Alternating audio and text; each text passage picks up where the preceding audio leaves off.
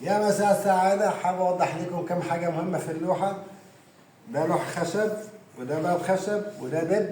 حاسة كده إن الدب باين مستخبي من الدبدوبة بتاعته، حاجة زي كده مش عارف. الدب ده في اللغة الصينية التوتم بتاعه أو الرمز بتاعه هو بيرمز عن الحب. واللون المهم بقى اللي في اللوحة اللي حابب أوضحه لكم هو اللون البنفسجي. اللون البنفسجي بيرمز لحاجتين، هو بيرمز للقوة وبيرمز للروحانية.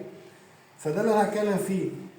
حب من غير قوة ملوش لازمة، وقوة من غير حب برضه ملهاش لازمة. هما الاتنين مع بعض يبقى ايه ماشيين كده في الطريق ايه عنب مية مية، لكن تفصل حاجة عن التانية مش حلو.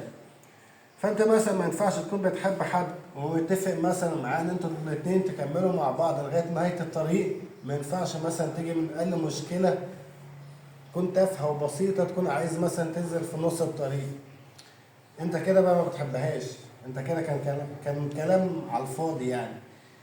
فطالما بتحب حد واخترت انتوا الاتنين تكملوا مع بعض، يبقى انتوا الاتنين لازم تكملوا مع بعض مهما واجهتوا من مصاعب، مهما شفت من مسؤوليات لازم تتحمل مسؤولية وتشيلها على كتفك لغاية آخر الطريق.